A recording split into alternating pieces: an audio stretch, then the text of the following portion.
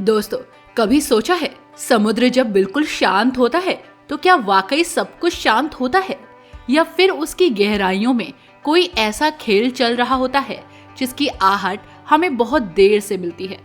हिंद महासागर की लहरें आज सिर्फ किनारों से नहीं टकरा रही, वो एक ऐसी कहानी लेकर उठ रही हैं जिसमें ताकत भी है, चालें भी हैं और एक खामोशी भी, जो बहुत कुछ छुपा रही है। कुछ ऐसा हुआ जो अचानक नहीं था, लेकिन फिर भी किसी ने आते नहीं देखा। एक ऐसा पल जब दुनिया की बड़ी ताकतें आमने सामने थीं और भारत जो खुद को इस पूरे इलाके का सबसे मजबूत खिलाड़ी मानता है, उसी के दरवाजे पर यह टकराव आकर रुक गया। एक खामोश हमला समुद्र के नीचे से, और फिर सब कुछ बदल गया। कोई चेतावनी नहीं, कोई शोर नहीं, लेकिन असर इतना कि सवाल सिर्फ एक घटना पर नहीं बल्कि भारत की पूरी रणनीतिक ताकत पर उठने लगे। तो आखिर उस दिन ऐसा क्या हुआ जिसने हिंद महासागर को एक नए खेल का मैदान बना दिया, और क्यों ये कहानी सिर्फ एक जहाज की नहीं बल्कि उस संतुलन की है जो अब पहले से कहीं ज्यादा नाजुक हो चुका है।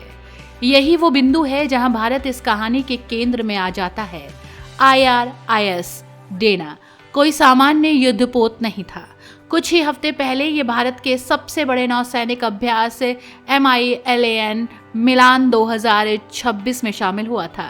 विशाखापट्टनम के तट पर 74 देशों के साथ ये जहाज भारत का मेहमान था। उसके नाविक भारत की सड़कों पर घूम रहे थे, ताजमहल देख रहे थे, भारतीय नौसैनिकों के साथ परेड में हिस्सा लिया था। यानी ये सिर्फ एक सैन्य जहाज नहीं था, ये एक कूटनीतिक संबंध का प्रतीक था। और जब वही जहाज भारत के समुद्री पड़ोस में डूबा तो सवाल सीधा भारत की ओर मुड़ गया। ईरान ने तुरंत प्रतिक्रिया दी। उसके विदेश मंत्री ने साफ कहा कि ये जहाज भारत के कूटनीतिक संरक्षण में था। ये बयान अपने आप में बहुत बड़ा था। इसका मतलब ये था कि ईरान इस घटना को सिर्फ अमेरिका के खिलाफ हमला नहीं मान रहा था, बल्कि वो भारत की भूमिका पर भी सवाल उठा रहा था। और यहीं से भारत के लिए मुश्किलें शुरू हो गई, क्योंकि एक तरफ अमेरिका था, भारत का रणनीतिक साझेदार, तो दूसरी तरफ ईरान, जो भारत की ऊर्जा सुरक्षा और क्षेत्रीय रणनीति का अहम हिस्सा है। लेकिन कहानी यहीं खत्म नहीं होती, और इस दौरान एक और घटना घटती है जो इस पूरे मामले को और जटिल बना देती है। ईरान का एक और युद्धपोत IRIS लवान तकनीकी खराबी के कारण भारत के कोच्चि बंदरगाह तक पहुंचता है।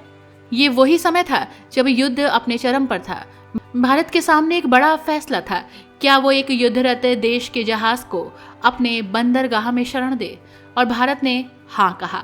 उसने उस जहाज को न सिर्फ रुकने दिया बल्कि उसके 183 नाविकों को अपनी नौसैनिक सुविधाओं में जगह भी दी। दोस्तों, ये कदम दिखने में मानवीय जरूर था, लेकिन इसके पीछे गहरी रणनीति छिपी थी, क्योंकि इसके कुछ ही समय के बाद ईरान ने हॉर्मुज जल डमरू मध्य से गुजर रहे भारतीय तेल टैंकरों को सुरक्षित रास्ता दिया। ये वही रास्ता है जहां से दुनिया का बड़ा हिस्सा तेल गुजरता है। अगर यहाँ कोई रुकावट आती है तो भारत की ऊर्जा आपूर्ति पर सीधा असर पड़ता है। यानी भारत ने एक ऐसा कदम उठाया जिससे उसने बिना युद्ध में शामिल हुए अपने हित सुरक्षित कर लिए। लेकिन सवाल अभी भी वही है, जब IRIS डेना डूबा तब भारत कहाँ था? क्यों भारत की नौसेना समय पर वहां नहीं पहुंच सकी? क्यों भारत सरकार ने अमेरिका के इस कदम की खुलकर आलोचना नहीं की? यही वो बिंदु है जहां आलोचना शुरू होती है। कई रणनीतिक विशेषज्ञों ने इसे भारत के लिए स्ट्रैटेजिक एम्बैरेसमेंट कहा है। उनका कहना था कि अगर भारत खुद को हिंद महासागर का सुरक्षा प्रदाता मानता है तो उसके इलाके में इस तरह की घटना कैसे हो सकती है। कुछ लोगों ने इसे और भी गंभीर तरीके से देखा। उनका मानना था कि अमेरिका ने इस हमले के जरिए एक संदेश दिया है कि उसकी सैन्य पहुंच हर जगह है, यहाँ तक कि भारत के रणनीतिक क्षेत्र में भी। अगर ये सच है तो ये भारत के लिए बड़ा झटका है, क्योंकि इसका मतलब ये हुआ कि भारत का नियंत्रण उतना मजबूत नहीं है जितना वो दावा करता है। राजनीतिक स्तर पर भी सवाल उठे। विपक्ष ने सरकार की चुप्पी पर सवाल किया। क्यों भारत ने इस घटना पर कड़ा रुख नहीं अपनाया? क्यों उसने अमेरिका को खुलकर चुनौती नहीं दी? लेकिन सरकार का रुख अलग था। उसने इसे एक संवेदनशील स्थिति मानते हुए संतुलन बनाए रखने की कोशिश की। ना अमेरिका की आलोचना की, ना ईरान का समर्थन किया। ये वही नीति है जिसे भारत सालों से अपनाता आया है, स्ट्रैटेजिक ऑटोनॉमी। लेकिन क्या ये रणनीति हमेशा काम करती है? यही इस कहानी का सबसे बड़ा सवाल है। जब दो बड़े देश आपस में युद्ध कर रहे होते हैं और दोनों ही आपके लिए महत्वपूर्ण हो, तो क्या आप सच में तटस्थ रह सकते हैं, या फिर आपकी तटस्थता ही आपकी कमजोरी बन जाती है? IRIS डेना की घटना ने इस सवाल को और गहरा कर दिया। भारत ने अपने तरीके से स्थिति संभालने की कोशिश की। उसने अपने युद्धपोतों को अरब सागर और ओमान की खाड़ी में तैनात किया ताकि अपने व्यवहारिक जहाज़ों की सुरक्षा सुनिश्चित की जा सके। उसने बचाव अभियान में भी हिस्सा लिया, हालांकि थोड़ी देर से, और उसने ईरानी नाविकों को सुरक्षित उनके देश वापस भेजा। ये सब कदम दिखाते हैं कि भारत पूरी तरह निष्क्रिय नहीं था, लेकिन फिर भी कुछ कमी रह गई। शायद यही वजह है कि ये घटना सिर्फ एक सैन्य घटना नहीं रही, बल्कि एक प्रतीक बन गई, एक ऐसे समय का प्रतीक जब भारत को ये तय करना होगा कि वो सिर्फ संतुलन बनाए रखने वाला देश बने रहना चाहता है या फिर एक ऐसी ताकत बनना चाहता है जो अपने क्षेत्र में निर्णायक भूमिका निभा सके।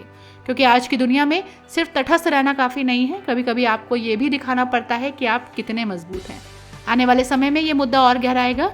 अगर हॉर्मुज जल डमरू मध्य में तनाव बढ़ता है, अगर तेल की कीमतें बढ़ती हैं, अगर हिंद महासागर में सैन्य गतिविधियां तेज होती हैं, तो भारत को और कठिन फैसले लेने पड़ेंगे और हर फैसला उसकी वैश्विक छवि को प्रभावित करेगा। ये सिर्फ एक जहाज की कहानी नहीं है, ये उस दिशा की कहानी है जिसमें भारत आगे बढ़ रहा है। और शायद यही इस पूरे घटनाक्रम का सबसे बड़ा संदेश है कि शक्ति और कूटनीति के बीच संतुलन बनाना आसान नहीं है। एक तरफ आप अपने हित बचाना चाहते हैं, दूसरी तरफ अपनी छवि भी।